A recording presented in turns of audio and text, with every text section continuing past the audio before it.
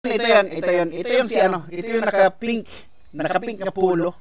Yun ang gusto natin, excited ako marinig kung ano pang baka ito yung hinintay natin na ma-disprove natin na totally maniwala tayo na yung si Jonathan Morales ay nagsisinungaling.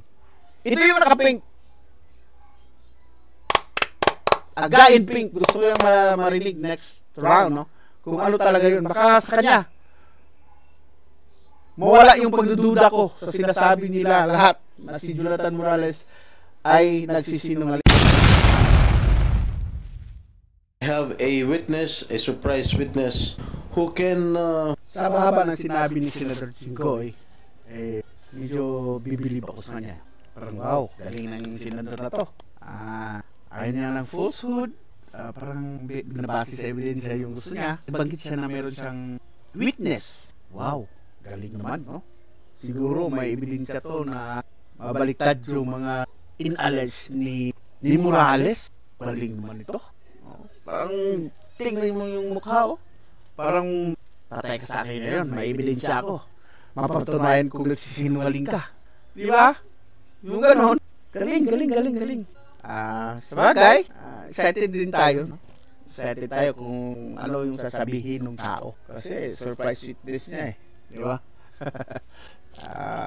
Siguro nakaka-proud maging Pilipino ngayon, no? Dahil sa mga senador na to, na nakaka-proud maging Pilipino. Yung parang actuation mo na gano'n, no? Patay itong si Morales yun sa akin. Patay itong yun, Tapos na itong hearing na to. Kasi parang ganun kabigat yung ebidensya na dala mo. Patay ito, tapos na itong hearing na to. Tapusin ko to sa araw na to. Talaga. Ang gusto lang kasi na mangyari kasi dito ni Jinggoy, no, nababasa ko. Marunong tayong bumasa eh. May gusto niya na matapos na itong hearing na to. No? Kasi kung papakinggan pa natin si Morales, kung ano pa yung sasabihin niya, haba ng haba. So baka hantong sa punto na mabanggit ng Morales na yan, yung tao na kusang magsasabi ng totoo. No? Nung tinawag si Marcel Soriano diyan, expected ko putang ina, no? Paano kaya kung aamin to? Paano kaya kung despite of all, no? Magiging pabor, no? Pabor kay Morales yung sasabihin niya. Oo, ganoon. Napatay na to. No? So, itong mga senaryo na to, ito yung mga senaryo na iniiwasan para huminto para i-stop na yung dito, yung hearing na to. Kasi eventually kung magpapatuloy itong hearing na to, magkakaroon ng mga ibang witness na baka makipag kay Morales, no? Sasabihin ni Morales. Mag-agree doon sa sasabihin ni Morales. No, kaya kusang pinapatay. Na dito nga sa hearing na din na to, lumabas yung sa video na na-control, no? Na-contain nila kasi yung itong si Santiago, no, na dating na Pulcom, parang kinukontra, no? Gumagawa lang daw siya ng senaryo, gumagawa siya ng imagination niya para mapunta diyan. So parang wala, diba? May isa na sanang tao na magko-corroborate kay Morales, pero head on, no? Na ginagawa lang ni Santiago 'yon. Makikita naman ninyo kung ipapatuloy niyo panoorin yung hearing na to. Na head on. So parang na 1+1 na sana yun. 1+1 Morales plus ito yung kausap sa video, pero neutralize agad. So binangga agad ng Santiago na yan. Hindi yung surprise witness, kasi surprise witness dito is yung Santiago no? Na hit on kaagad. So equalize. Parang wala. So ito yung bakit gusto nila na hinto na kaagad. Kasi baka darating pa yung baka madagdagan yung tao na magiging kursunada diyan at baka pumabor kay Morales. So ito yung sinisikap ni Jinggoy dito eh. Alam naman natin kung anong dahilan, no?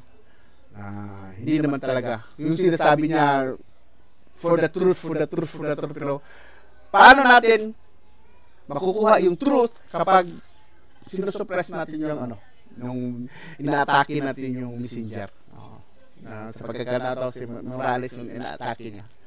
So, sa atin, ako mismo personally, wala akong pinapaboran. Gusto ko lang ng katotohanan. Yun lang sa atin, no? Pero paano natin makukuha yung katotohanan na yan kung may ganito?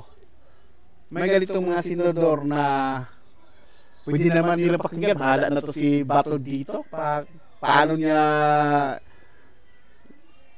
i-conclude, no? Paano niya sabihin na ganito, pagkano walang ebidensya.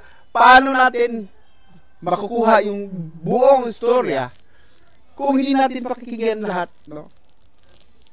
Ako nga, kung how long it will take, wala, sige, bahala ka dyan sa buhay nyo.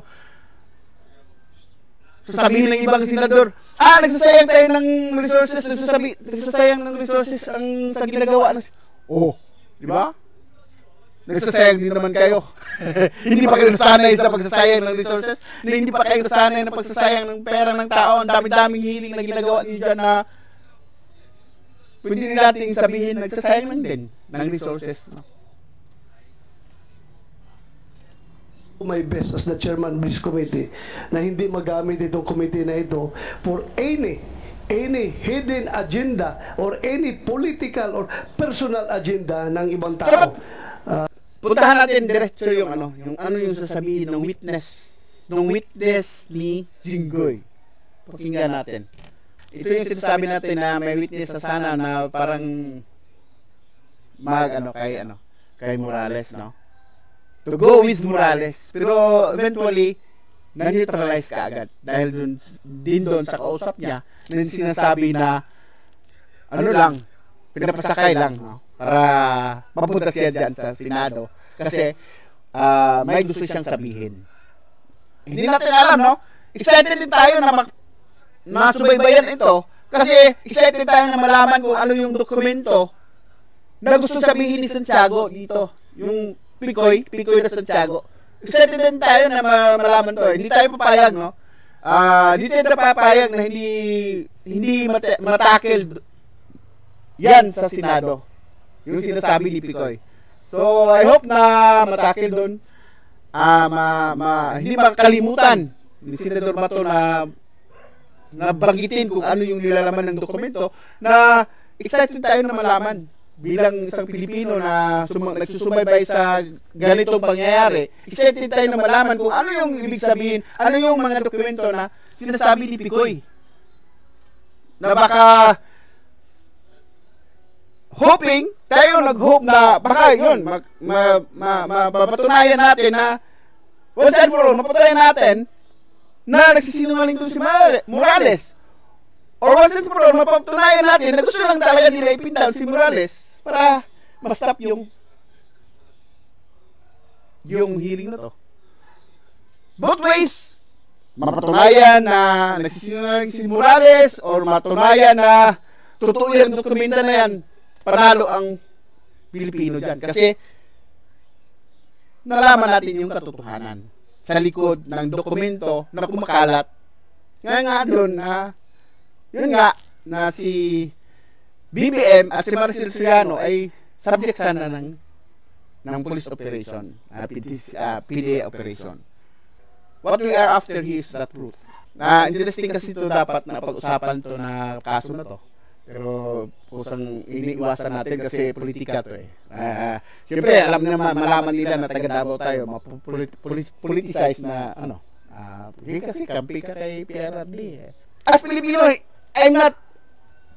hindi ko gusto ko nga sana malaman talaga yung katotohanan, hindi lang doon sa PDLX eh. No, kung ano ba talaga, adik ba talaga itong mga tao na to? Ganun lang. Diba? Yun lang na malaman natin eh. I want to go beyond, no? I want to know the truth beyond that document. Sana. No? Sana, pero alam na natin, hindi talaga pwede. So, dito na lang.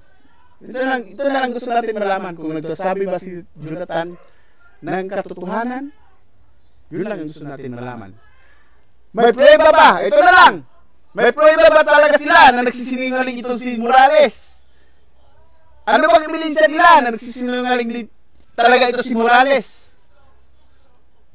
Hindi naman pwedeng gawin natin ebidensya na wala kang kredibilidad. Kasi pwede naman kayong alam naman natin, no? Hindi lahat ng mga sasamang tao, hindi na marunong magsabi ng totoo. So, ang gusto natin dito, gusto nilang nahinto yung Senate hearing. We expect from them na may proof sila na nagsisinungaling talaga itong si Morales. Paano yun? Paano? That, we don't know kung paano nila gawin yun. Paano nila gawin. Pero, yun na sana ang gusto natin. Na makita din natin kung ano yung ebidensya nila na nagsinungaling si Morales. Hindi lang yung, sira yung mga kredibilidad dito kasi ganito, maraming kaso. Hello? Hindi lang si Morales ang may kaso dyan. No? Hindi lang si Morales ang may kaso na nandyan. Sana yun. Kasi, ang gusto lang kasi nating i-emphasize dito, yung yung sinasabi ng surprise witness. Surprise witness eh.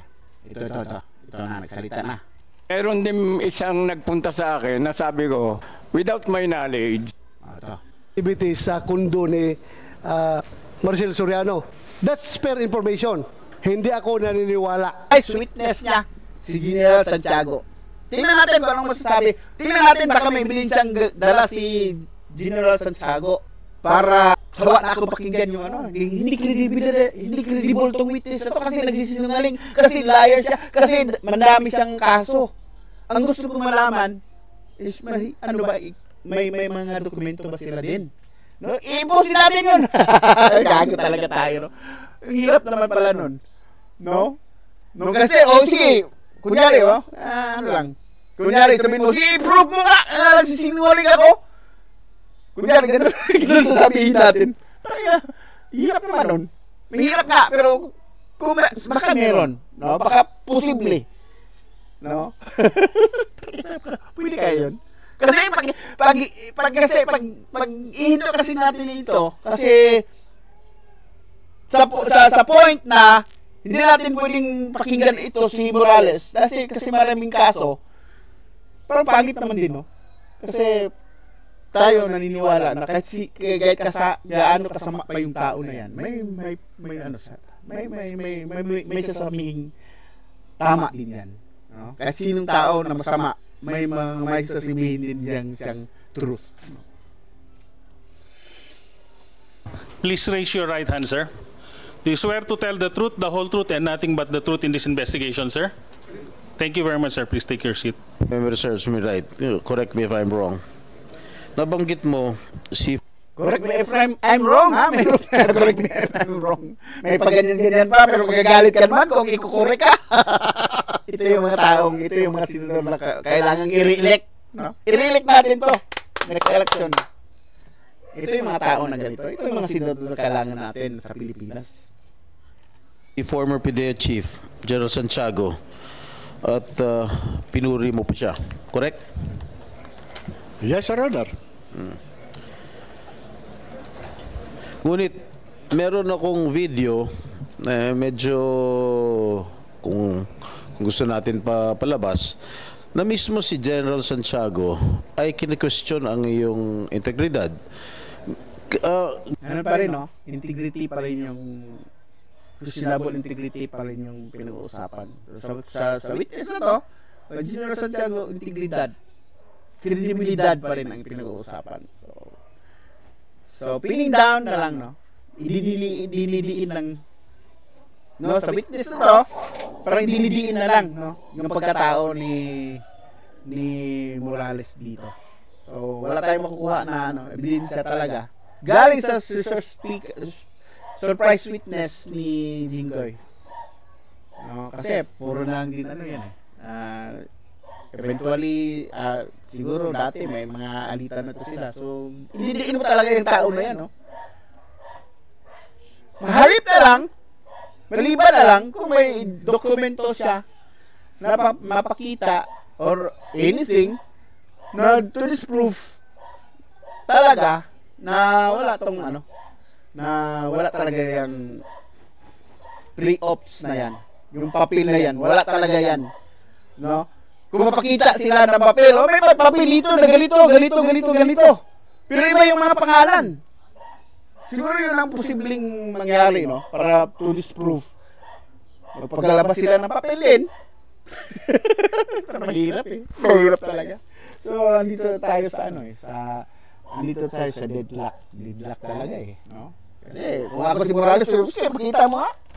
Kung ano, no, bakit kredibilidad ko? Pareho lang naman tayo dito, walang kredibilidad As a matter of fact, hindi ako interesado sa hearing na to eh. Ito yung hindi siya interesado sa hearing. Basta ganito kasi, wala na. Pag ganito, wala eh. Parang, wala akong pakialam. Pumunta lang ako dito, pero wala akong pakialam. No, gusto ko lang sabihin yung, ano, para bigyan din na andito ako kasi gusto ko lang sabihin yung totoo. Kaya lang, hindi na ako makapanood ng Netflix. Puro PIDEA leak. Sabi ko, teka, kaya nung imbitahan ako, sige, pupunta na ako riyan. Siya ang magiging hero dito. Siya ang magiging dead. Siya ang magiging pamatay ng PIDEA leaks na to, na hearing na to. Galing-galing. Salamat at lumalo ka! Ito yung si ano, ito yung naka-pink na polo. Yun ang gusto natin, excited ako marinig kung ano pang baka ito yung hinintay natin na ma-disprove natin na totally maniwala tayo na yung si Jonathan Morales ay nagsisinungaling. Ito yung naka-pink. In pink. Gusto ko yung marinig next round, no? Kung ano talaga yun. Baka sa kanya mawala yung pagdududa ko sa sinasabi nila lahat na si Jonathan Morales ay nagsisinungaling kasi wala siyang kredibilidad na sabihin ito dahil marami siyang kaso. So, ito yun. Si Santiago din yan eh. Parang Santiago din yung pangalan yan eh. Ng dalawa na yan. Si Santiago, the director, at si Santiago sa Napolcom din itong si Picoy. No? Ito yung hinintay natin. No? Excited tayo next round na marinig. Baka sa kanya natin makita yung katotohanan, marinig yung katotohanan na itong si Morales ay hindi talaga credible na magiging dyan. Dapat ito na itong hearing na to kasi wala talaga to. So excited ako na marinig, no? Kasi imagine, gumawa lang siya ng kwento para mapasakay yung mga kaibigan niya para madala papunta siya dyan sa Senado. Galing. So excited ako na marinig yan. Pikoy! Excited ako sa'yo, Pikoy, Pero wag mo akong sisihin na itatago nyo ba kung sino director general nyo? Ha? Hindi, patapusin mo ko. You do not address me, address the chairman.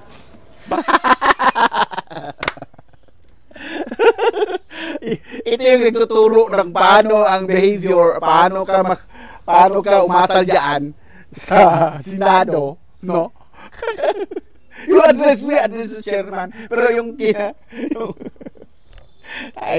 ang lakas ng loob na magbigay ng aral dyan sa loob ng Senado kung paano ka umasal. It's your time. So ikaw talaga ang tama doon. Pwede mong pangaralan lahat dyan. Kasi ikaw tama. Ikaw ang naghawak ng mic, no? Ikaw na sumusunod sa protocol. Alang ngayon daldalan dito, hindi i-address ang chairman eh. Ha? Huwag niyo akong ituro na hindi ko alam. Noong time na yan, Mr. Chairman, ang tao ng PIDEA galing NARCOM. Yun lang ang gusto natin, yung surprise witness. Wala naman talaga. No, wala lang. Ako natawa ako dito sa kay Jingo. Parang may witness ako, ha? May witness ako. Parang ganun ba?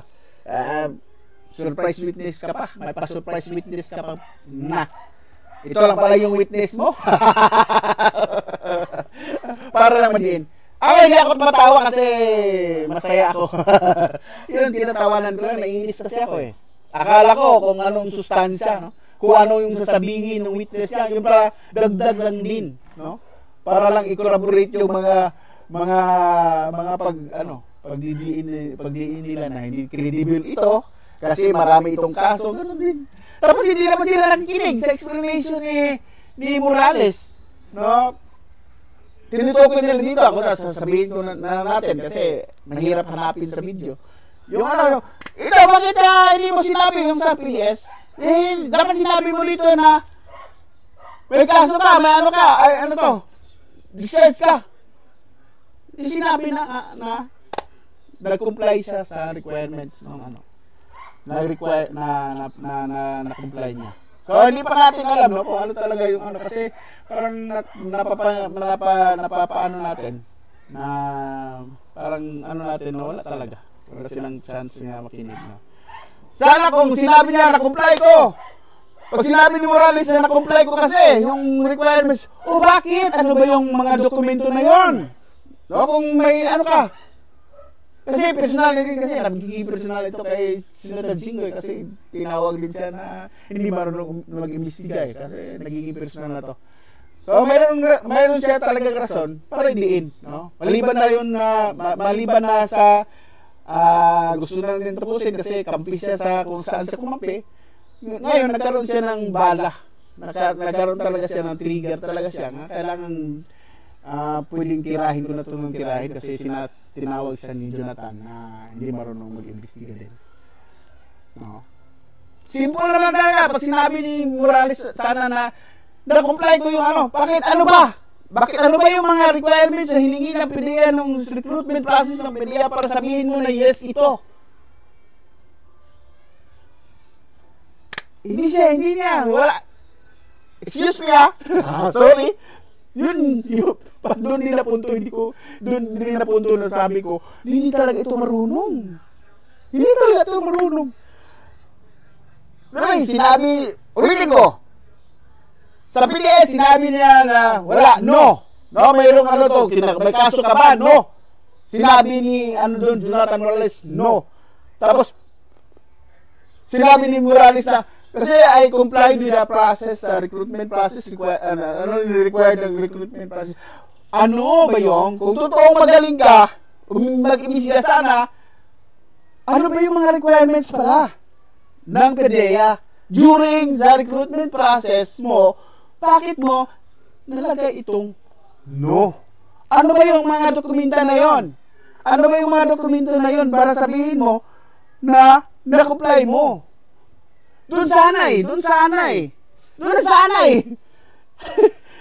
Pero puro eh. You're a liar. You should have said yes. Pero kasi you're a liar, you said no.